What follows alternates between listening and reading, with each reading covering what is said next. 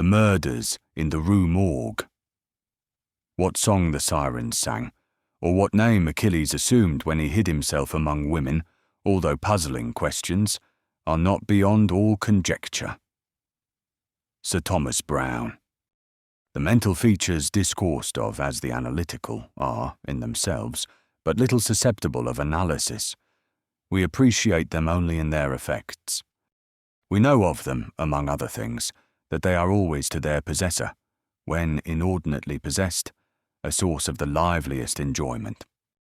As the strong man exults in his physical ability, delighting in such exercises as call his muscles into action, so glories the analyst in that moral activity which disentangles.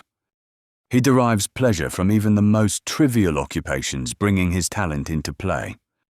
He is fond of enigmas, of conundrums, of hieroglyphics, exhibiting in his solutions of each a degree of acumen which appears to the ordinary apprehension preternatural. His results, brought about by the very soul and essence of method, have in truth the whole air of intuition. The faculty of resolution is possibly much invigorated by mathematical study, and especially by that highest branch of it which, unjustly, and merely on account of its retrograde operations, has been called, as if par excellence, analysis. Yet to calculate is not in itself to analyze. A chess player, for example, does the one without effort at the other. It follows that the game of chess, in its effects upon mental character, is greatly misunderstood. I am not now writing a treatise, but simply prefacing a somewhat peculiar narrative by observations very much at random.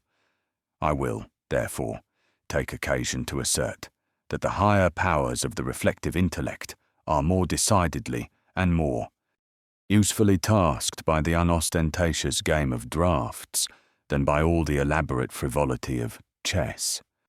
In this latter, where the pieces have different and bizarre motions, with various and variable values, what is only complex is mistaken, a not unusual error, for what is profound. The attention is here called powerfully into play. If it flag for an instant, an oversight is committed resulting in injury or defeat. The possible moves being not only manifold, but involute, the chances of such oversights are multiplied, and in 9 cases out of 10, it is the more concentrative rather than the more acute player who conquers. In draughts, on the contrary, where the moves are unique and have but little variation, the probabilities of inadvertence are diminished, and the mere attention being left comparatively unemployed, what advantages are obtained by either party are obtained by superior acumen. To be less abstract, let us suppose a game of draughts where the pieces are reduced to 4 kings, and where, of course, no oversight is to be expected. It is obvious that here the victory can be decided, the players being at all equal, only by some recherché movement, the result of some strong exertion of the intellect. Deprived of ordinary resources, the analyst throws himself into the spirit of his opponent, identifies himself therewith, and not unfrequently sees thus, at a glance, the sole methods, sometime indeed absurdly simple ones, by which he may seduce into error or hurry into miscalculation. Whist has long been noted for its influence upon what is termed the calculating power, and men of the highest order of intellect have been known to take an apparently unaccountable delight in it, while eschewing chess as frivolous. Beyond doubt, there is nothing of a similar nature so greatly tasking the faculty of analysis. The best chess player in Christendom may be little more than the best player of chess, but proficiency in whist implies capacity for success in all those more important undertakings where mind struggles with mind. When I say proficiency, I mean that perfection in the game which includes a comprehension of all the sources whence legitimate advantage may be derived. These are not only manifold, but multiform, and lie frequently among recesses of thought altogether inaccessible to the ordinary understanding. To observe attentively is to remember distinctly, and so far, the concentrative chess player will do very well at whist, while the rules of Hoyle, themselves based upon the mere mechanism of the game, are sufficiently and generally comprehensible. Thus, to have a retentive memory and to proceed by the book are points commonly regarded as the sum total of good playing. But it is in matters beyond the limits of mere rule that the skill of the analyst is evinced. He makes, in silence, a host of observations and inferences. So, perhaps, do his companions, and the difference in the extent of the information obtained lies not so much in the validity of the inference as in the quality of the observation. The necessary knowledge is that of what to observe. Our player confines himself not at all, nor, because the game is the object, does he reject deductions from things external to the game. He examines the countenance of his partner, comparing it carefully with that of each of his opponents. He considers the mode of assorting the cards in each hand, often counting trump by trump and honour by honour, through the glances bestowed by their holders upon each. He notes every variation of face as the play progresses, gathering a fund of thought from the differences in the expression of certainty, of surprise, of triumph, or of chagrin. From the manner of gathering up a trick, he judges whether the person taking it can make another in the suit. He recognizes what is played through feint, by the manner with which it is thrown upon the table. A casual or inadvertent word, the accidental dropping or turning of a card, with the accompanying anxiety or carelessness in regard to its concealment, the counting of the tricks with the order of their arrangement, embarrassment, hesitation, eagerness or trepidation, all afford, to his apparently intuitive perception, indications of the true state of affairs. The first 2 or 3 rounds having been played, he is in full possession of the contents of each hand, and thenceforward puts down his cards with as absolute a precision of purpose as if the rest of the party had turned outward the faces of their own. The analytical power should not be confounded with ample ingenuity, for while the analyst is necessarily ingenious, the ingenious man is often remarkably incapable of analysis. The constructive or combining power, by which ingenuity is usually manifested, and to which the phrenologists, I believe erroneously, have assigned a separate organ, supposing it a primitive faculty, has been so frequently seen in those whose intellect bordered otherwise upon idiocy, as to have attracted general observation among writers on morals. Between ingenuity and the analytic ability, there exists a difference far greater, indeed, than that between the fancy and the imagination, but of a character very strictly analogous. It will be found, in fact, that the ingenious are always fanciful, and the truly imaginative never otherwise than analytic. The narrative which follows will appear to the reader somewhat in the light of a commentary upon the propositions just advanced. Residing in Paris during the spring and part of the summer of 18, I there became acquainted with a Monsieur C. Auguste Dupin.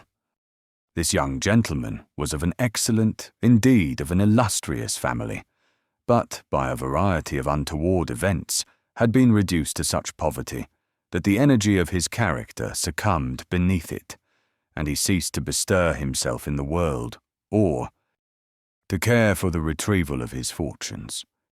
By courtesy of his creditors, there still remained in his possession a small remnant of his patrimony, and upon the income arising from this, he managed, by means of a rigorous economy, to procure the necessaries of life, without troubling himself about its superfluities. Books, indeed, were his sole luxuries, and in Paris these are easily obtained.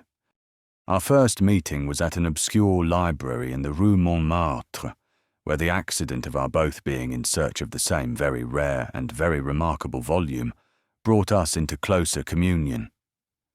We saw each other again and again. I was deeply interested in the little family history which he detailed to me, with all that candour which a Frenchman indulges whenever mere self is his theme.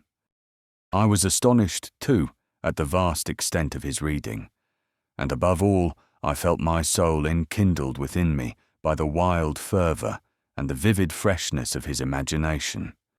Seeking in Paris the objects I then sought, I felt that the society of such a man would be to me a treasure beyond price, and this feeling I frankly confided to him.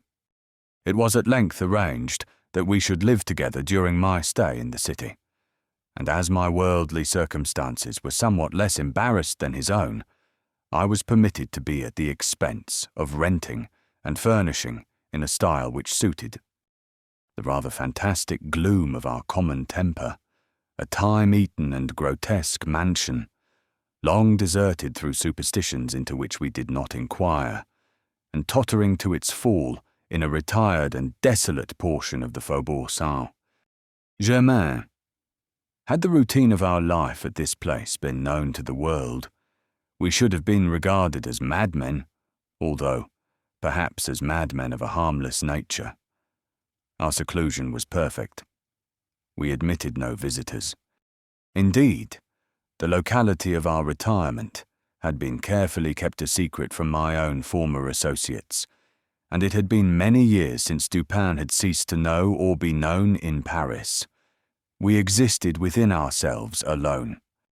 It was a freak of fancy in my friend, for what else shall I call it, to be enamoured of the night for her own sake, and into this bizarrerie, as into all his others, I quietly fell, giving myself up to his wild whims with a perfect abandon. The sable divinity would not herself dwell with us always, but we could counterfeit her presence.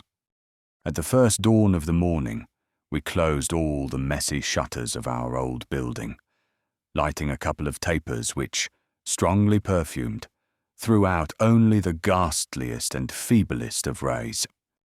By the aid of these, we then busied our souls in dreams, reading, writing, or conversing, until warned by the clock of the advent of the true darkness. Then we sallied forth into the streets arm in arm, continuing the topics of the day, or roaming far and wide until a late hour, seeking, amid the wild lights and shadows of the populous city, that infinity of mental excitement which quiet observation can afford. At such times, I could not help remarking and admiring, although from his rich ideality I had been prepared to expect it, a peculiar analytic ability in Dupin. He seemed, too, to take an eager delight in its exercise, if not exactly in its display, and did not hesitate to confess the pleasure thus derived. He boasted to me, with a low chuckling laugh, that most men, in respect to himself, wore windows in their bosoms, and was wont to follow up such assertions by direct and very startling proofs of his intimate knowledge of my own. His manner at these moments was frigid and abstract. His eyes were vacant in expression, while his voice, usually a rich tenor, rose into a treble which would have sounded petulantly, but for the deliberateness and entire distinctness of the enunciation. Observing him in these moods, I often dwelt meditatively upon the old philosophy of the bipart soul, and amused myself with the fancy of a double Dupin, the creative and the resolvent. Let it not be supposed, from what I have just said, that I am detailing any mystery or penning any romance. What I have described in The Frenchman was merely the result of an excited, or perhaps of a diseased intelligence. But of the character of his remarks at the periods in question, an example will best convey the idea. We were strolling one night down a long dirty street in the vicinity of the Palais Royal. Being both, apparently, occupied with thought, neither of us had spoken a syllable for 15 minutes at least. All at once, Dupin broke forth with these words. "He is a very little fellow, that's true, and would do better for the Théâtre des Variétés." "There can be no doubt of that," I replied unwittingly, and not at first observing, so much had I been absorbed in reflection, the extraordinary manner in which the speaker had chimed in with my meditations. In an instant afterward I recollected myself, and my astonishment was profound. "Dupin," said I gravely, "this is beyond my comprehension. I do not hesitate to say that I am amazed, and can scarcely credit my senses. How was it possible you should know I was thinking of—" Here I paused to ascertain beyond a doubt whether he really knew of whom I thought. "Of Chantilly," said he. "Why do you pause?" "You were remarking to yourself that his diminutive figure unfitted him for tragedy." This was precisely what had formed the subject of my reflections. Chantilly was a quondam cobbler of the Rue Saint-Vain. Denis, who, becoming stage-mad, had attempted the role of Xerxes in Crébillon's tragedy so called, and been notoriously pasquinaded for his pains. "Tell me, for heaven's sake," I exclaimed, "the method, if method there is, by which you have been enabled to fathom my soul in this matter." In fact, I was even more startled than I would have been willing to express. "It was the fruiterer," replied my friend, "who brought you to the conclusion that the mender of souls was not of sufficient height for Xerxes et Hygienus omne." "The fruiterer! You astonish me. I know no fruiterer whomsoever."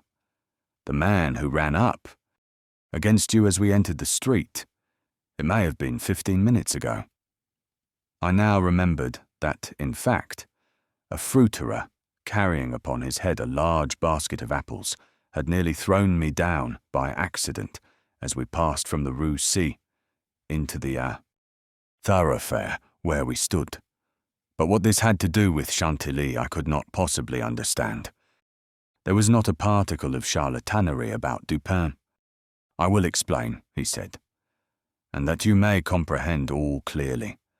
We will first retrace the course of your meditations, from the moment in which I spoke to you until that of the rencontre with the fruiterer in question.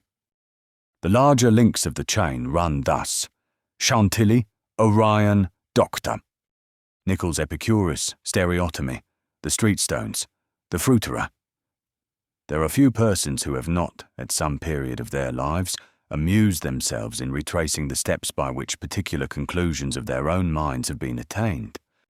The occupation is often full of interest, and he who attempts it for the first time is astonished by the apparently illimitable distance and incoherence between the starting point and the goal. What, then, must have been my amazement when I heard the Frenchman speak what he had just spoken, and when I could not help acknowledging that he had spoken the truth. He continued, "We had been talking of horses, if I remember aright, just before leaving the Rue Silla. This was the last subject we discussed. As we crossed into this street, a fruiterer, with a large basket upon his head, brushing quickly past us, thrust you upon a pile of paving stones collected at a spot where the causeway is undergoing repair. You stepped upon one of the loose fragments, slipped, slightly strained your ankle, appeared vexed or sulky, muttered a few words, turned to look at the pile, and then proceeded in silence. I was not particularly attentive to what you did, but observation has become with me of late a species of necessity. You kept your eyes upon the ground, glancing, with a petulant expression, at the holes and ruts in the pavement, so that I saw you were still thinking of the stones, until we reached the little alley called Lamartine, which has been paved, by way of experiment, with the overlapping and riveted blocks. Here your countenance brightened up, and perceiving your lips move, I could not doubt that you murmured the word stereotomy, a term very affectedly applied to this species of pavement. I knew that you could not say to yourself stereotomy without being brought to think of atomies, and thus of the theories of Epicurus, and since, when we discussed this subject not very long ago, I mentioned to you how singularly, yet with how little notice, the vague guesses of that noble Greek had met with confirmation in the late nebular cosmogony, I felt that you could not avoid casting your eyes upward to the great nebula in Orion, and I certainly expected that you would do so. You did look up, and I was now assured that I had correctly followed your steps. But in that bitter tirade upon Chantilly, which appeared in yesterday's Musée, the satirist, making some disgraceful allusions to the cobbler's change of name upon assuming the buskin, quoted a Latin line about which we have often conversed. I mean the line perdidit antiquum litera prima sonum. I had told you that this was in reference to Orion, formerly written Urion, and from certain pungencies connected with this explanation, I was aware that you could not have forgotten it. It was clear, therefore, that you would not fail to combine the two ideas of Orion and Chantilly. That you did combine them I saw by the character of the smile which passed over your lips. You thought of the poor cobbler's immolation. So far, you had been stooping in your gait, but now I saw you draw yourself up to your full height. I was then sure that you reflected upon the diminutive figure of Chantilly. At this point, I interrupted your meditations to remark that as, in fact, he was a very little fellow, that Chantilly, he would do better at the Théâtre des Variétés. Not long after this, we were looking over an evening edition of the Gazette des Mi Tribuna, when the following paragraphs arrested our attention. Extraordinary murders. This morning, about 3 o'clock, the inhabitants of the Quartier Saint-Roch were aroused from sleep by a succession of terrific shrieks, issuing, apparently, from the 4th story of a house in the Rue Morgue, known to be in the sole occupancy of one Madame L'Espanaye and her daughter, Mademoiselle Camille L'Espanaye. After some delay, occasioned by a fruitless attempt to procure admission in the usual manner, the gateway was broken in with a crowbar, and 8 or 10 of the neighbours entered, accompanied by 2 gendarmes. By this time, the cries had ceased, but as the party rushed up the first flight of stairs, 2 or more rough voices in angry contention were distinguished and seemed to proceed from the upper part of the house. As the second landing was reached, these sounds also had ceased, and everything remained perfectly quiet. The party spread themselves and hurried from room to room. Upon arriving at a large back chamber in the 4th story, the door of which, being found locked with the key inside, was forced open, a spectacle presented itself which struck everyone present not less with horror than with astonishment. The apartment was in the wildest disorder, the furniture broken and thrown about in all directions. There was only one bedstead, and from this the bed had been removed and thrown into the middle of the floor. On a chair lay a razor, besmeared with blood. On the hearth were 2 or 3 long and thick tresses of grey human hair, also dabbled in blood, and seeming to have been pulled out by the roots. Upon the floor were found 4 Napoleons, an earring of topaz, 3 large silver spoons, 3 smaller of metal dalge, and 2 bags containing nearly 4,000 francs in gold. The drawers of a bureau, which stood in one corner, were open, and had been, apparently, rifled, although many articles still remained in them. A small iron safe was discovered under the bed, not under the bedstead. It was open, with the key still in the door. It had no contents beyond a few old letters, and other papers of little consequence.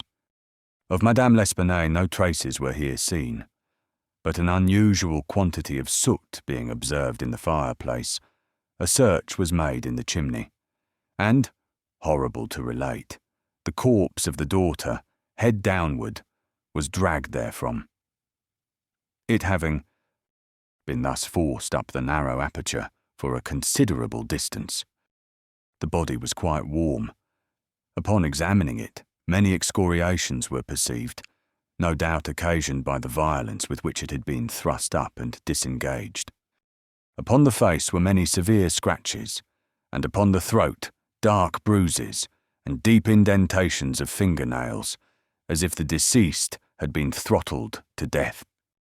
After a thorough investigation of every portion of the house, without farther discovery, the party made its way into a small paved yard in the rear of the building, where lay the corpse of the old lady, with her throat so entirely cut that upon an attempt to raise her, the head fell off. The body, as well as the head, was fearfully mutilated, the former so much so as scarcely to retain any semblance of humanity. To this horrible mystery there is not as yet, we believe, the slightest clue. The next day's paper had these additional particulars. The tragedy in the Rue Morgue. Many individuals have been examined in relation to this most extraordinary and frightful affair. The word affair has not yet, in France, that levity of import which it conveys with us. But nothing whatever has transpired to throw light upon it. We give below all the material testimony elicited. Pauline de Bourg, laundress, deposes that she has known both the deceased for 3 years, having washed for them during that period. The old lady and her daughter seemed on good terms, very affectionate towards each other. They were excellent pay, could not speak in regard to their mode or means of living, believed that Madame L. told fortunes for a living, was reputed to have money put by, never met any persons in the house when she called for the clothes or took them home, was sure that they had no servant in employ. There appeared to be no furniture in any part of the building except in the 4th story. Pierre Moreau, tobacconist, deposes that he has been in the habit of selling small quantities of tobacco and snuff to Madame L'Espanaye for nearly 4 years, was born in the neighbourhood, and has always resided there. The deceased and her daughter had occupied the house in which the corpses were found for more than 6 years. It was formerly occupied by a jeweller, who underlet the upper rooms to various persons. The house was the property of Madame L. She became dissatisfied with the abuse of the premises by her tenant, and moved into them herself, refusing to let any portion. The old lady was childish. Witness had seen the daughter some 5 or 6 times during the 6 years. The two lived an exceedingly retired life, were reputed to have money, had heard it said among the neighbours that Madame L. told fortunes, did not believe it, had never seen any person enter the door except the old lady and her daughter, a porter once or twice, and a physician some 8 or 10 times. Many other persons, neighbours, gave evidence to the same effect. No one was spoken of as frequenting the house. It was not known whether there were any living connections of Madame L. and her daughter. The shutters of the front windows were seldom opened. Those in the rear were always closed, with the exception of the large back room, 4th story. The house was a good house, not very old. Isidore Mousset, gendarme, deposed that he was called to the house about 3 o'clock in the morning, and found some 20 or 30 persons at the gateway, endeavouring to gain admittance. Forced it open at length, with a bayonet, not with a crowbar. Had but little difficulty in getting it open, on account of its being a double or folding gate, and bolted neither at bottom nor top. The shrieks were continued until the gate was forced, and then suddenly ceased. They seemed to be screams of some person or persons in great agony, were loud and drawn out, not short and quick. Witness led the way upstairs. Upon reaching the first landing, heard 2 voices in loud and angry contention, the one a gruff voice, the other much shriller, a very strange voice. Could distinguish some words of the former, which was that of a Frenchman. Was positive that it was not a woman's voice. Could distinguish the words sacré and diable. The shrill voice was that of a foreigner. Could not be sure whether it was the voice of a man or of a woman. Could not make out what was said, but believed the language to be Spanish. The state of the room and of the bodies was described by this witness as we described them yesterday. Henri Duval, a neighbour, and by trade a silversmith, deposes that he was one of the party who first entered the house, corroborates the testimony of Mousset in general, As soon as they forced an entrance, they reclosed the door to keep out the crowd, which collected very fast, notwithstanding the lateness of the hour. The shrill voice, this witness thinks, was that of an Italian. Was certain it was not French. Could not be sure that it was a man's voice. It might have been a woman's. Was not acquainted with the Italian language. Could not distinguish the words, but was convinced by the intonation that the speaker was an Italian. Knew Madame L. and her daughter. Had conversed with both frequently. Was sure that the shrill voice was not that of either of the deceased. Odenheimer, restaurateur. This witness volunteered his testimony. Not speaking French, was examined through an interpreter. Is a native of Amsterdam. Was passing the house at the time of the shrieks. They lasted for several minutes, probably 10. They were long and loud, very awful and distressing. Was one of those who entered the building. Corroborated the previous evidence in every respect but one. Was sure that the shrill voice was that of a man, of a Frenchman. Could not distinguish the words uttered. They were loud and quick, unequal, spoken apparently in fear as well as in anger. The voice was harsh, not so much shrill as harsh. Could not call it a shrill voice. The gruff voice said repeatedly, Sacré, Diable, and once, Mon Dieu. Jules Mignot, banker, of the firm of Mignot et Fils, Rue de Lorraine, is the elder Mignot. Madame L'Espanaye had some property. Had opened an account with his banking house in the spring of the year, 8 years previously. Made frequent deposits in small sums. Had checked for nothing until the 3rd day before her death, when she took out in person the sum of 4,000 francs. This sum was paid in gold, and a clerk went home with the money. Adolphe Lebon, clerk to Mignot et Fils, deposes that on the day in question, about noon, he accompanied Madame L'Espanaye to her residence with the 4,000 francs, put up in 2 bags. Upon the door being opened, Mademoiselle L. appeared and took from his hands one of the bags, while the old lady relieved him of the other. He then bowed and departed. Did not see any person in the street at the time. It is a by-street, very lonely. William Bird, tailor, deposes that he was one of the party who entered the house. Is an Englishman, has lived in Paris 2 years, was one of the first to ascend the stairs. Heard the voices in contention. The gruff voice was that of a Frenchman. Could make out several words, but cannot now remember all. Heard distinctly, Sacré and Mon Dieu. There was a sound at the moment as if of several persons struggling, a scraping and scuffling sound. The shrill voice was very loud, louder than the gruff one. Is sure that it was not the voice of an Englishman, appeared to be that of a German, might have been a woman's voice, does not understand German. 4 of the above-named witnesses, being recalled, deposed that the door of the chamber in which was found the body of Mademoiselle L. was locked on the inside when the party reached it.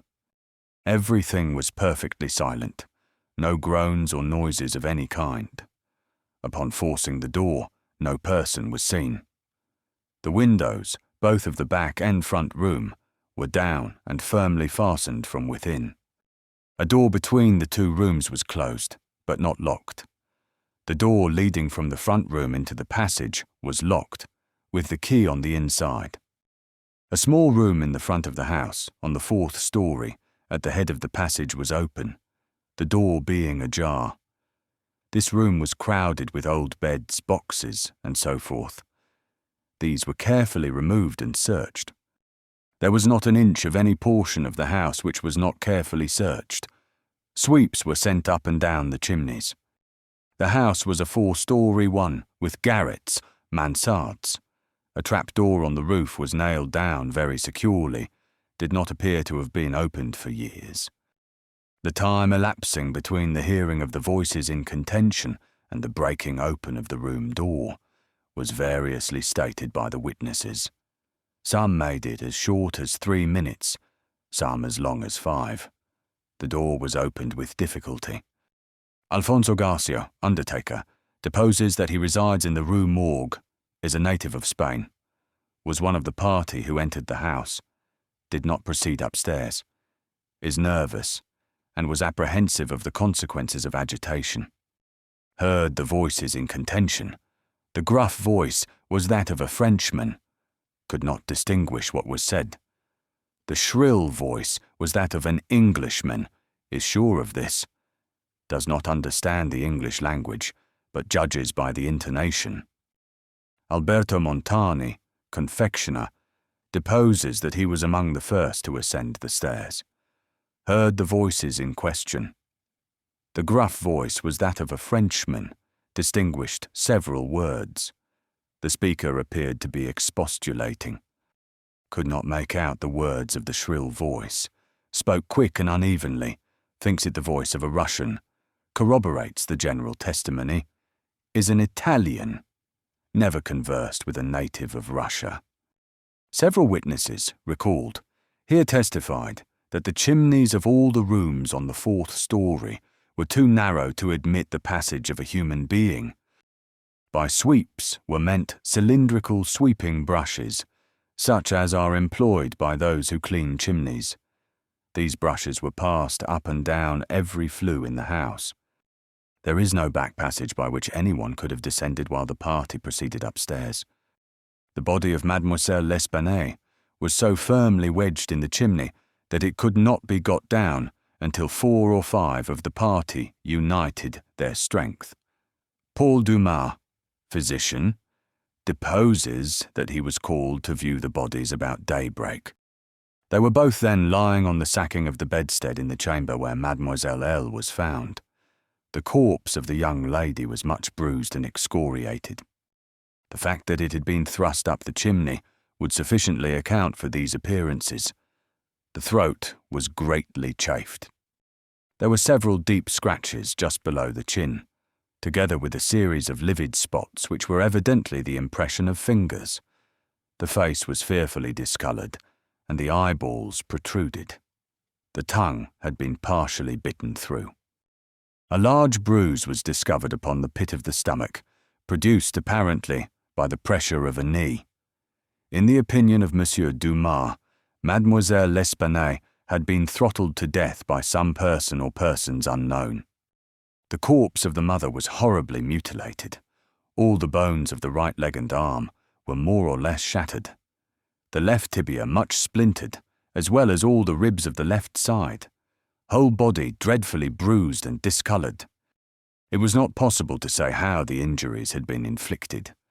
A heavy club of wood, or a broad bar of iron, a chair, any large, heavy and obtuse weapon would have produced such results if wielded by the hands of a very powerful man. No woman could have inflicted the blows with any weapon. The head of the deceased, when seen by a witness, was entirely separated from the body and was also greatly shattered. The throat had evidently been cut with some very sharp instrument, probably with a razor. Alexandre Etienne, surgeon, was called with Monsieur Dumas to view the bodies, corroborated the testimony and the opinions of Monsieur Dumas. Nothing farther of importance was elicited, although several other persons were examined. A murder so mysterious and so perplexing in all its particulars was never before committed in Paris, if indeed a murder has been committed at all.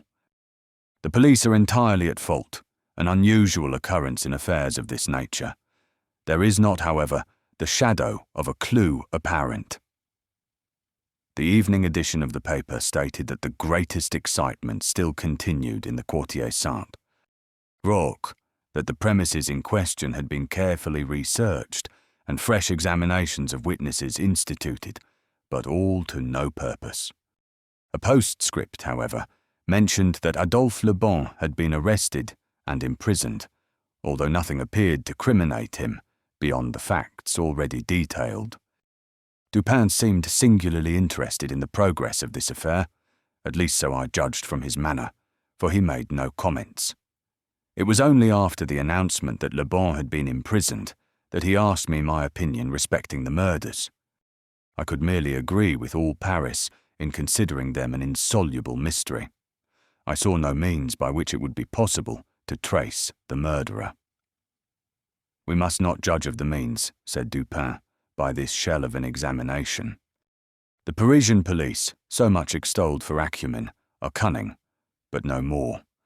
There is no method in their proceedings beyond the method of the moment. They make a vast parade of measures, but not unfrequently. These are so ill adapted to the objects proposed as to put us in mind of Monsieur Jourdain's calling for his robe de chambre, pour mieux entendre la musique. The results attained by them are not unfrequently surprising, but, for the most part, are brought about by simple diligence and activity. When these qualities are unavailing, their schemes fail. Vidocq, for example, was a good guesser and a persevering man. But, without educated thought, he erred continually by the very intensity of his investigations. He impaired his vision by holding the object too close. He might see, perhaps, one or two points with unusual clearness, but in so doing he necessarily lost sight of the matter as a whole. Thus there is such a thing as being too profound. Truth is not always in a well. In fact, as regards the more important knowledge, I do believe that she is invariably superficial. The depth lies in the valleys where we seek her, and not upon the mountain tops where she is found. The modes and sources of this kind of error are well typified in the contemplation of the heavenly bodies. To look at a star by glances, to view it in a sidelong way, by turning toward it the exterior portions of the retina, more susceptible of feeble impressions of light than the interior, is to behold the star distinctly, is to have the best appreciation of its lustre, a lustre which grows dim just in proportion as we turn our vision fully upon it. A greater number of rays actually fall upon the eye in the latter case, but in the former there is the more refined capacity for comprehension. By undue profundity, we perplex and enfeeble thought, and it is possible to make even Venus herself vanish from the firmament by a scrutiny too sustained, too concentrated, or too direct. As for these murders, let us enter into some examinations for ourselves before we make up an opinion respecting them. An inquiry will afford us amusement. I thought this an odd term, so applied, but said nothing.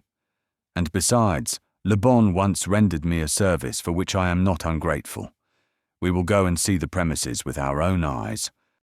I know G, the prefect of police, and shall have no difficulty in obtaining the necessary permission. The permission was obtained, and we proceeded at once to the Rue Morgue. This is one of those miserable thoroughfares which intervene between the Rue Richelieu and the Rue Saint-Roch. It was late in the afternoon when we reached it, as this quarter is at a great distance from that in which we resided. The house was readily found, for there were still many persons gazing up at the closed shutters with an objectless curiosity from the opposite side of the way. It was an ordinary Parisian house, with a gateway, on one side of which was a glazed watchbox, with a sliding panel in the window, indicating a loge de concierge. Before going in, we walked up the street, turned down an alley, and then, again turning, passed in the rear of the building. Dupin, meanwhile examining the whole neighbourhood, as well as the house, with a minuteness of attention for which I could see no possible object. Retracing our steps, we came again to the front of the dwelling, rang, and, having shown our credentials, were admitted by the agents in charge. We went upstairs, into the chamber where the body of Mademoiselle L'Espanaye had been found, and where both the deceased still lay. The disorders of the room had, as usual, been suffered to exist. I saw nothing beyond what had been stated in the Gazette des Tribunaux. Dupin scrutinized everything, not excepting the bodies of the victims. We then went into the other rooms and into the yard, a gendarme accompanying us throughout. The examination occupied us until dark, when we took our departure. On our way home, my companion stepped in for a moment at the office of one of the daily papers. I have said that the whims of my friend were manifold, and that je les ménageais. For this phrase there is no English equivalent. It was his humour now to decline all conversation on the subject of the murder until about noon the next day. He then asked me, suddenly, if I had observed anything peculiar at the scene of the atrocity. There was something in his manner of emphasizing the word peculiar which caused me to shudder, without knowing why. No, nothing peculiar, I said. Nothing more, at least, than we both saw stated in the paper. The Gazette, he replied, has not entered, I fear, into the unusual horror of the thing, but dismiss the idle opinions of this print.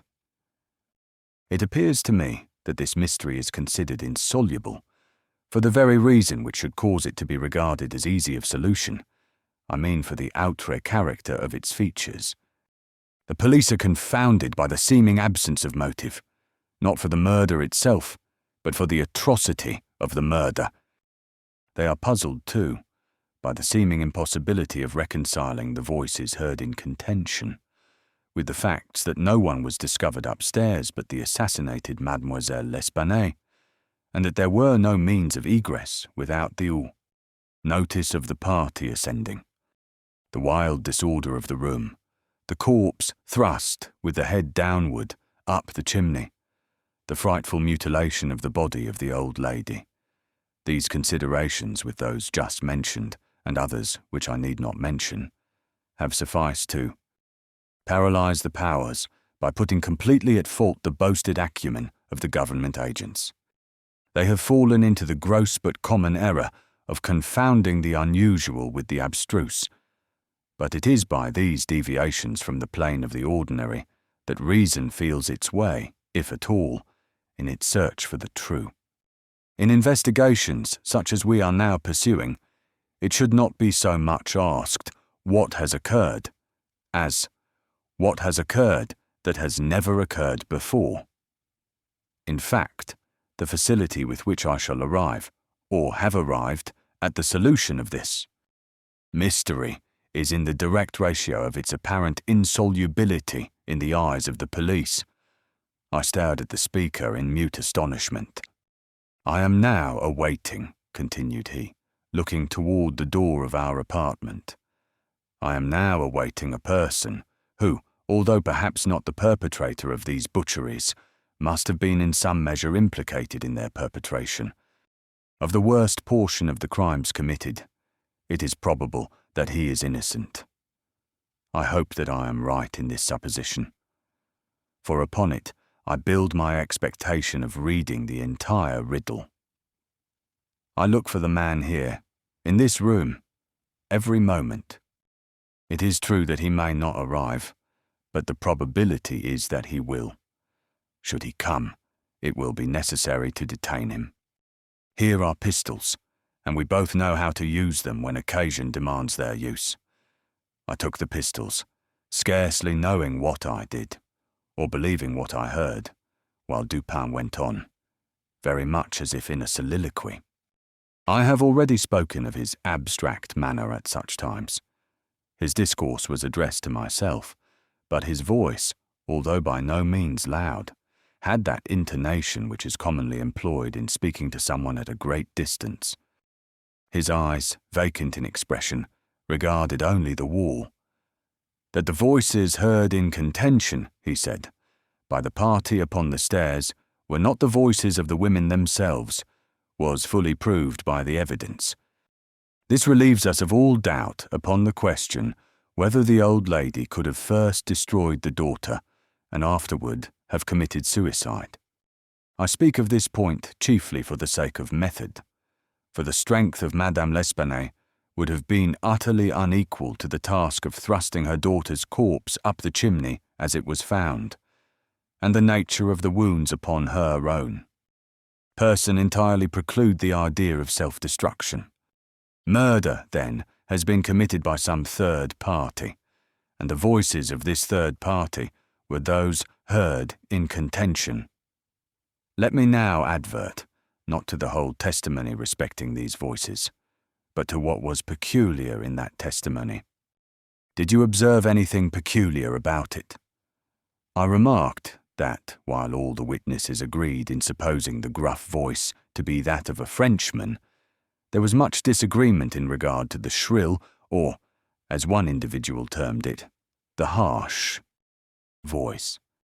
That was the evidence itself, said Dupin, but it was not the peculiarity of the evidence.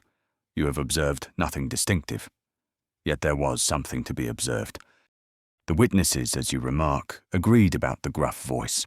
They were here unanimous. But in regard to the shrill voice, the peculiarity is, not that they disagreed, but that, while an Italian, an Englishman, a Spaniard, a Hollander, and a Frenchman attempted to describe it, each one spoke of it as that of a foreigner. Each is sure that it was not the voice of one of his own countrymen. Each likens it, not to the voice of an individual of any nation with whose language he is conversant, but the converse. The Frenchman supposes it the voice of a Spaniard, and might have distinguished some words had he been acquainted with the Spanish. The Dutchman maintains it to have been that of a Frenchman, but we find it stated that, not understanding French. This witness was examined through an interpreter. The Englishman thinks it the voice of a German, and does not understand German. The Spaniard is sure that it was that of an Englishman, but judges by the intonation altogether, as he has no knowledge of the English. The Italian believes it the voice of a Russian, but has never conversed with a native of Russia. A second Frenchman differs, moreover, with the first, and is positive that the voice was that of an Italian, but, not being cognizant of that tongue, is, like the Spaniard, convinced by the intonation. Now, how strangely unusual must that voice have really been, about which such testimony as this could have been elicited, in whose tones even denizens of the 5 great divisions of Europe could recognize nothing familiar. You will say that it might have been the voice of an Asiatic, of an African. Neither Asiatics nor Africans abound in Paris, but, without denying the inference, I will now merely call your attention to 3 points. The voice is termed by one witness harsh rather than shrill. It is represented by 2 others to have been quick and unequal. No words, no sounds resembling words, were by any witness mentioned as distinguishable. I know not, continued Dupin, what impression I may have made so far upon your own understanding, but I do not hesitate to say that legitimate deductions even from this portion of the testimony, the portion respecting the gruff and shrill voices, are in themselves sufficient to engender a suspicion which should give direction to all farther progress in the investigation of the mystery. I said legitimate deductions, but my meaning is not thus fully expressed.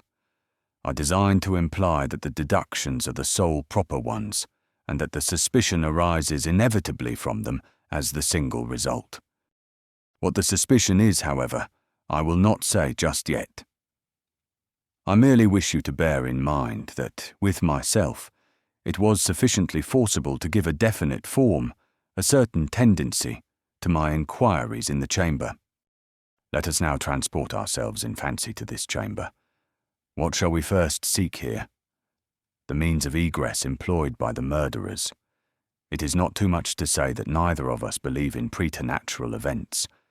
Madame and Mademoiselle L'Espanaye were not destroyed by spirits. The doers of the deed were material, and escaped materially. Then how? Fortunately, there is but one mode of reasoning upon the point, and that mode must lead us to a definite decision. Let us examine, each by each, the possible means of egress. It is clear that the assassins were in the room where Mademoiselle L'Espanaye was found, or at least in the room adjoining, when the party ascended the stairs. It is then only from these two apartments that we have to seek issues. The police have laid bare the floors, the ceilings, and the masonry of the walls, in every direction. No secret issues could have escaped their vigilance, but, not trusting to their eyes, I examined with my own. There were then no secret issues. Both doors leading from the rooms into the passage were securely locked with the keys inside. Let us turn to the chimneys. These, although of ordinary width for some 8 or 10 feet above the hearths, will not admit, throughout their extent, the body of a large cat. The impossibility of egress, by means already stated, being thus absolute, we are reduced to the windows.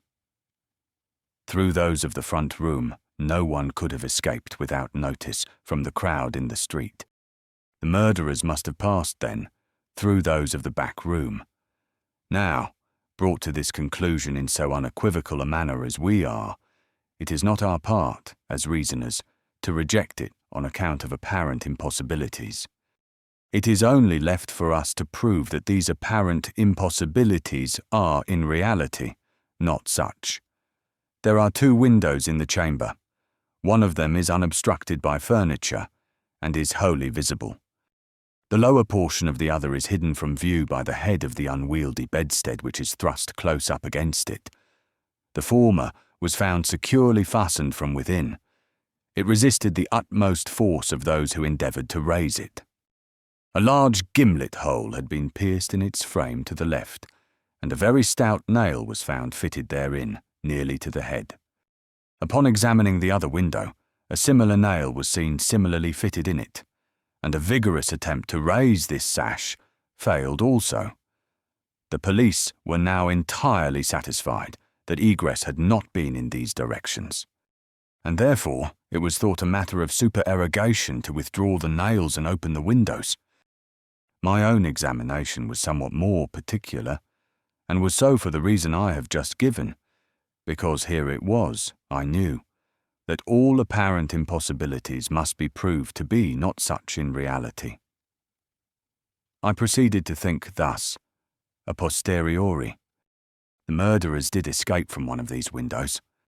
This being so, they could not have refastened the sashes from the inside, as they were found fastened, the consideration which put a stop, through its obviousness, to the scrutiny of the police in this quarter. Yet the sashes were fastened. They must, then, have the power of fastening themselves. There was no escape from this conclusion. I stepped to the unobstructed casement, withdrew the nail with some difficulty, and attempted to raise the sash. It resisted all my efforts, as I had anticipated. A concealed spring must, I now know, exist, and this corroboration of my idea convinced me that my premises at least were correct. However mysterious still appeared the circumstances attending the nails. A careful search soon brought to light the hidden spring. I pressed it, and satisfied with the discovery, forbore to upraise the sash. I now replaced the nail and regarded it attentively. A person passing out through this window might have reclosed it, and the spring would have caught, but the nail could not have been replaced. The conclusion was plain, and again narrowed in the field of my investigations. The assassins must have escaped through the other window. Supposing, then, the springs upon each sash to be the same, as was probable, there must be found a difference between the nails, or at least between the modes of their fixture. Getting upon the sacking of the bedstead, I looked over the headboard minutely at the second casement. Passing my hand down behind the board, I readily discovered and pressed the spring, which was, as I had supposed, identical in character with its neighbour. I now looked at the nail. It was as stout as the other, and apparently fitted in the same manner, driven in nearly up to the head. You will say that I was puzzled, but if you think so, you must have misunderstood the nature of the inductions. To use a sporting phrase, I had not been once at fault. The scent had never for an instant been lost. There was no flaw in any link of the chain. I had traced the secret to its ultimate result, and that result was the nail. It had, I say, in every respect, the appearance of its fellow in the other window. But this fact was an absolute nullity, conclusive us it might seem to be, when compared with the consideration that here, at this point, terminated the clue. There must be something wrong, I said, about the nail. I touched it, and the head, with about 1/4 of an inch of the shank, came off in my fingers. The rest of the shank was in the gimlet hole where it had been broken off. The fracture was an old one, for its edges were encrusted with rust, and had apparently been accomplished by the blow of a hammer which had partially embedded in the top of the bottom sash the head portion of the nail. I now carefully replaced this head portion in the indentation whence I had taken it, and the resemblance to a perfect nail was complete. The fissure was invisible. Pressing the spring, I gently raised the sash for a few inches. The head went up with it, remaining firm in its bed. I closed the window, and the semblance of the whole nail was again perfect. The riddle, so far, was now unriddled. The assassin had escaped through the window which looked upon the bed, dropping of its own accord upon his exit, or perhaps purposely closed. It had become fastened by the spring, and it was the retention of this spring which had been mistaken by the police for that of the nail, farther inquiry being thus considered unnecessary. The next question is that of the mode of descent. Upon this point, I had been satisfied in my walk with you around the building. About 5 feet and a half from the casement in question, there runs a lightning rod. From this rod it would have been impossible for anyone to reach the window itself, to say nothing of entering it.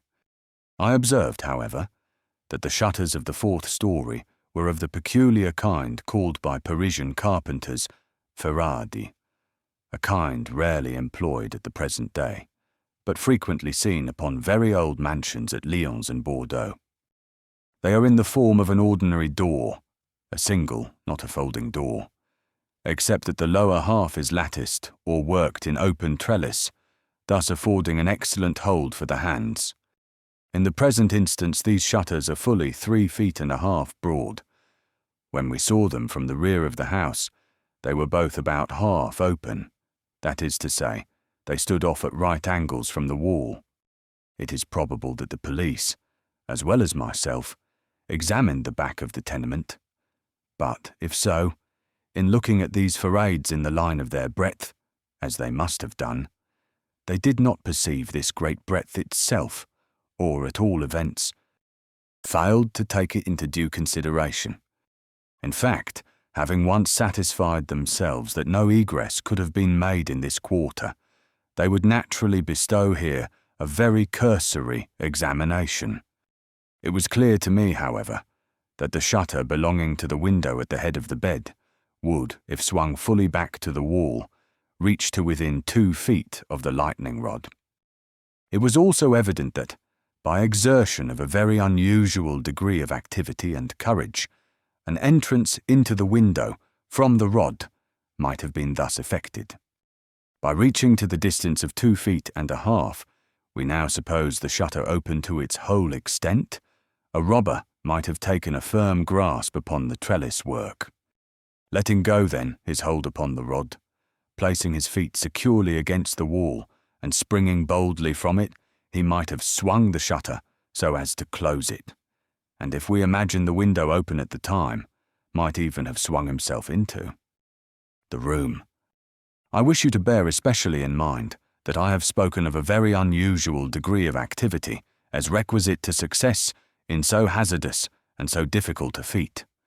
It is my design to show you, first, that the thing might possibly have been accomplished, but secondly, and chiefly, I wish to impress upon your understanding the very extraordinary, the almost preternatural character of that agility which could have, accomplished it. You will say, no doubt, using the language of the law, that to make out my case, I should rather undervalue than insist upon a full estimation of the activity required in this matter. This may be the practice in law, but it is not the usage of reason. My ultimate object is only the truth. My immediate purpose is to lead you to place in juxtaposition that very unusual activity of which I have just spoken, with that very peculiar shrill, or harsh, and unequal voice, about whose nationality no two persons could be found to agree, and in whose utterance no syllabification could be detected. At these words, a vague and half-formed conception of the meaning of Dupin flitted over my mind. I seemed to be upon the verge of comprehension without power to comprehend, as men, at times, find themselves upon the brink of remembrance without being able, in the end, to remember. My friend went on with his discourse. You will see, he said, that I have shifted the question from the mode of egress to that of ingress. It was my design to convey the idea that both were effected in the same manner, at the same point. Let us now revert to the interior of the room. Let us survey the appearances here. The drawers of the bureau, it is said, had been rifled, although many articles of apparel still remained within them. The conclusion here is absurd. It is a mere guess, a very silly one, and no more. How are we to know that the articles found in the drawers were not all these drawers had originally contained? Madame L'Espanaye and her daughter lived an exceedingly retired life, saw no company, seldom went out, had little use for numerous changes of habiliment. Those found were at least of as good quality as any likely to be possessed by these ladies. If a thief had taken any, why did he not take the best? Why did he not take all? In a word, why did he abandon 4,000 francs in gold to encumber himself with a bundle of linen? The gold was abandoned. Nearly the whole sum mentioned by Monsieur Mignot, the banker, was discovered in bags upon the floor. I wish you, therefore, to discard from your thoughts the blundering idea of motive, engendered in the brains of the police by that portion of the evidence which speaks of money delivered at the door of the house. Coincidences 10 times as remarkable as this, the delivery of the money, and murder committed within 3 days upon the party receiving it, happen to all of us every hour of our lives without attracting even momentary notice. Coincidences, in general, are great stumbling blocks in the way of that class of thinkers who have been educated to know nothing of the theory of probabilities, that theory to which the most glorious objects of human research are indebted for the most glorious of illustration. In the present instance, had the gold been gone, the fact of its delivery 3 days before would have formed something more than a coincidence. It would have been corroborative of this idea of motive. But, under the real circumstances of the case, if we are to suppose gold the motive of this outrage, we must also imagine the perpetrator so vacillating an idiot as to have abandoned his gold and his motive together. Keeping now steadily in mind the points to which I have drawn your attention, that peculiar voice, that unusual agility, and that startling absence of motive in a murder so singularly atrocious as this, let us glance at the butchery itself. Here is a woman strangled to death by manual strength and thrust up a chimney, head downward. Ordinary assassins employ no such modes of murder as this. Least of all do they thus dispose of the murdered. In the manner of thrusting the corpse up the chimney, you will admit that there was something excessively outré, something altogether irreconcilable with our common notions of human action, even when we suppose the actors the most depraved of men. Think, too, how great must have been that strength which could have thrust the body up such an aperture so forcibly that the united vigour of several persons was found barely sufficient to drag it down. Turn now to other indications of the employment of a vigour most marvellous. On the hearth were thick tresses, very thick tresses, of grey human hair. These had been torn out by the roots. You are aware of the great force necessary in tearing thus from the head even 20 or 30 hairs together. You saw the locks in question, as well as myself. Their roots, a hideous sight, were clotted with fragments of the flesh of the scalp, sure token of the prodigious power which had been exerted in uprooting perhaps 500,000 of hairs at a time. The throat of the old lady was not merely cut, but the head absolutely severed from the body. The instrument was a mere razor. I wish you also to look at the brutal ferocity of these deeds. Of the bruises upon the body of Madame L'Espanaye, I do not speak. Monsieur Dumas and his worthy coadjutor, Monsieur Etienne, have pronounced that they were inflicted by some obtuse instrument, and so far these gentlemen are very correct. The obtuse instrument was clearly the stone pavement in the yard, upon which the victim had fallen from the window which looked in upon the bed.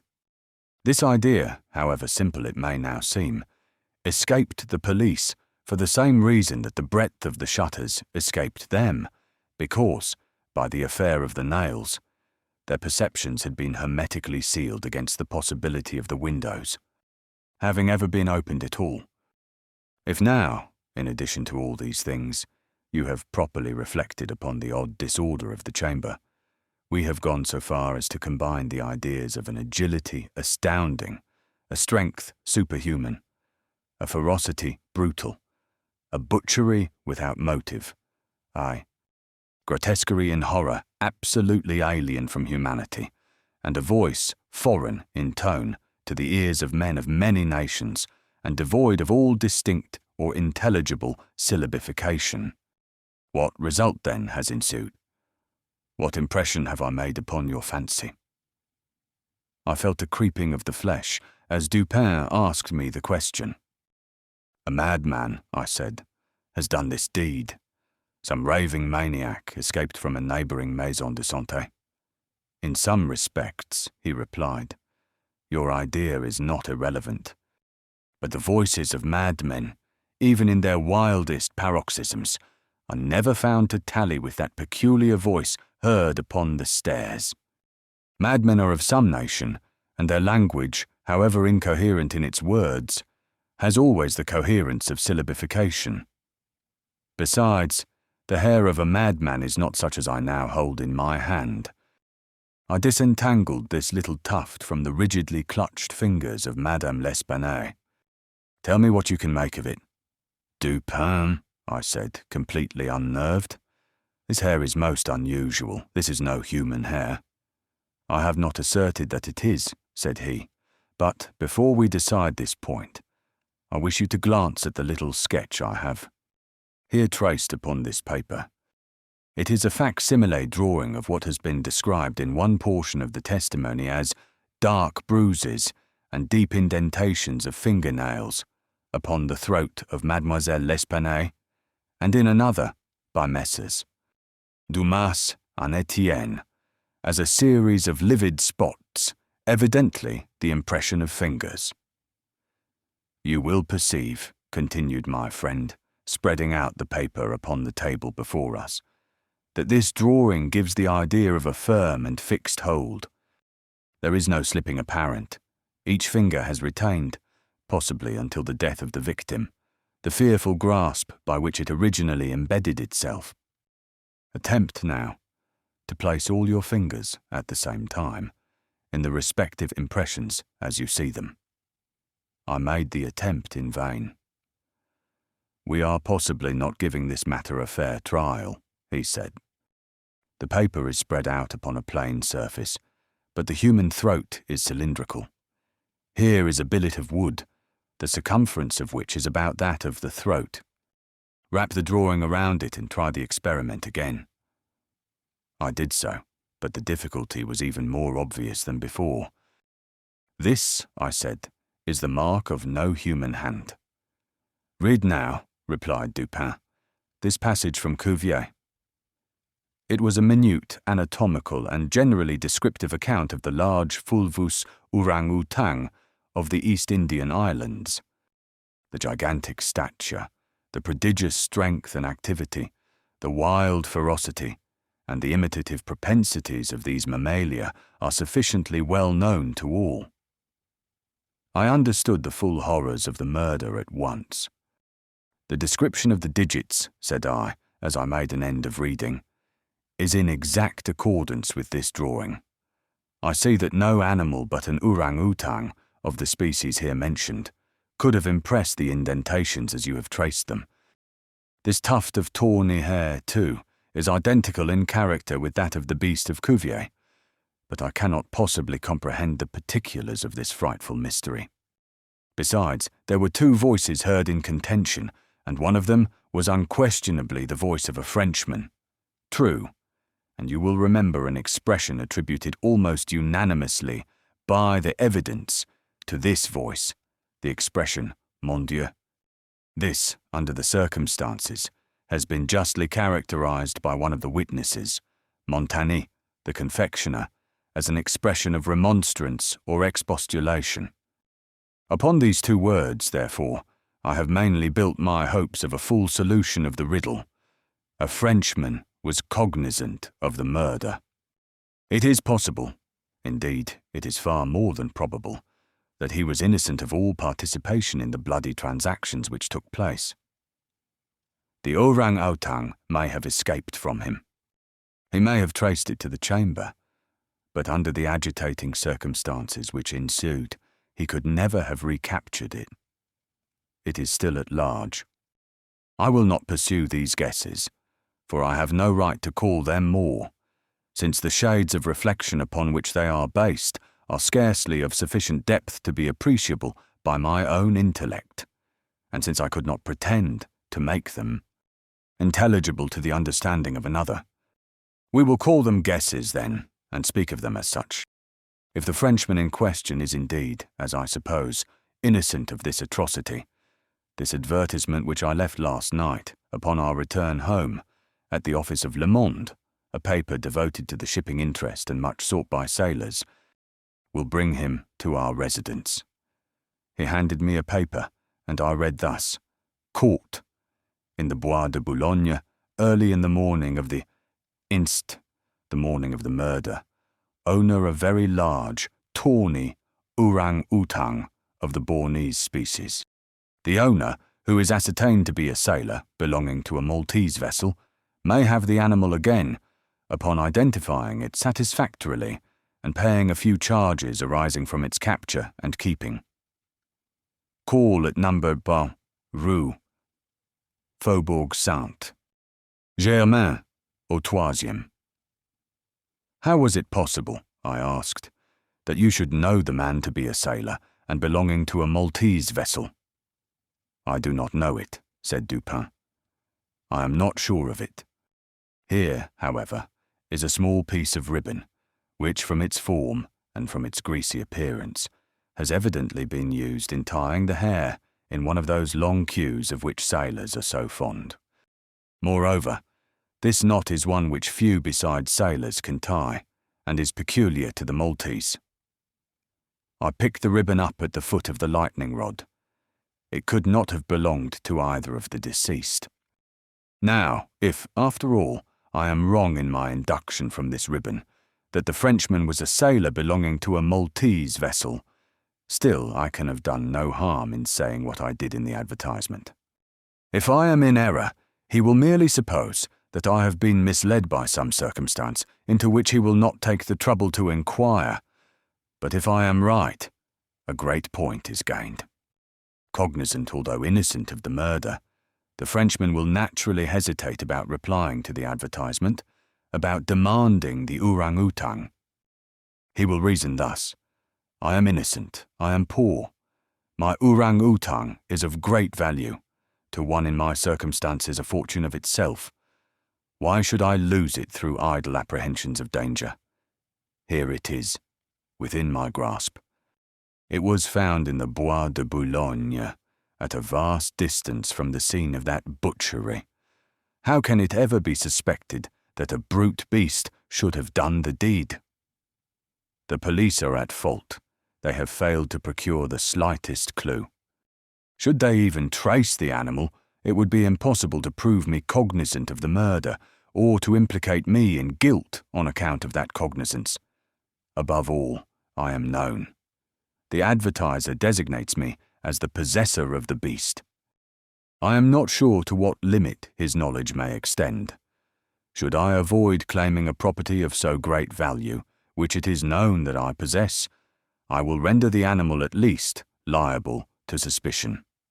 It is not my policy to attract attention either to myself or to the beast. I will answer the advertisement, get the orang-outang, and keep it close until this matter has blown over. At this moment we heard a step upon the stairs.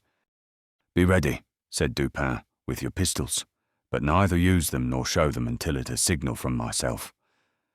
The front door of the house had been left open, and the visitor had entered, without ringing, and advanced several steps upon the staircase.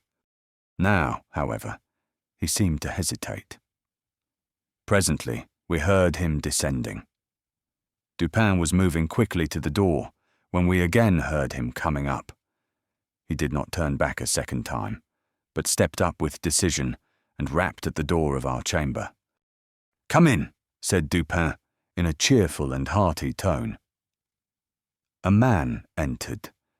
He was a sailor, evidently, a tall, stout, and muscular-looking person, with a certain daredevil expression of countenance, not altogether unprepossessing. His face, greatly sunburnt, was more than half hidden by whisker and mustachio. He had with him a huge oaken cudgel, but appeared to be otherwise unarmed. He bowed awkwardly and bade us "good evening" in French accents, which, although somewhat Neufchatelish, were still sufficiently indicative of a Parisian origin. "Sit down, my friend," said Dupin. "I suppose you have called about the orang-outang. Upon my word, I almost envy you the possession of him. A remarkably fine, and no doubt a very valuable animal. How old do you suppose him to be?" The sailor drew a long breath, with the air of a man relieved of some intolerable burden, and then replied, in an assured tone, "I have no way of telling, but he can't be more than 4 or 5 years old. Have you got him here?" "Oh no, we had no conveniences for keeping him here. He is at a livery stable in the Rue Morgue, just by. You can get him in the morning. Of course you are prepared to identify the property?" "To be sure I am, sir." "I shall be sorry to part with him," said Dupin. "I don't mean that you should be at all this trouble for nothing, sir," said the man. "Couldn't expect it. Am very willing to pay a reward for the finding of the animal, that is to say, anything in reason." "Well," replied my friend, "that is all very fair, to be sure. Let me think. What should I have? Oh, I will tell you. My reward shall be this. You shall give me all the information in your power about these murders in the Rue Morgue." Dupin said the last words in a very low tone, and very quietly. Just as quietly, too, he walked toward the door, locked it, and put the key in his pocket. He then drew a pistol from his bosom and placed it, without the least flurry, upon the table. The sailor's face flushed up, as if he were struggling with suffocation. He started to his feet and grasped his cudgel, but the next moment he fell back into his seat, trembling violently, and with the countenance of death itself. He spoke not a word. I pitied him from the bottom of my heart. "My friend," said Dupin in a kind tone, "you are alarming yourself unnecessarily, you are indeed. We mean you no harm whatever. I pledge you the honour of a gentleman and of a Frenchman that we intend you no injury. I perfectly well know that you are innocent of the atrocities in the Rue Morgue. It will not do, however, to deny that you are in some measure implicated in them. From what I have already said, you must know that I have had means of information about this matter, means of which you could never have dreamed. Now the thing stands thus. You have done nothing which you could have avoided, nothing, certainly, which renders you culpable. You were not even guilty of robbery when you might have robbed with impunity. You have nothing to conceal. You have no reason for concealment. On the other hand, you are bound by every principle of honor to confess all you know. An innocent man is now imprisoned, charged with that crime of which you can point out the perpetrator. The sailor had recovered his presence of mind in a great measure while Dupin uttered these words, but his original boldness of bearing was all gone. "So help me God," said he after a brief pause. "I will tell you all I know about this affair, but I do not expect you to believe one half I say. I would be a fool indeed if I did. Still, I am innocent, and I will make a clean breast if I die for it." What he stated was, in substance, this. He had lately made a voyage to the Indian archipelago. A party, of which he formed one, landed at Borneo, and passed into the interior on an excursion of pleasure. Himself and a companion had captured the orang-outang. This companion dying, the animal fell into his own exclusive possession.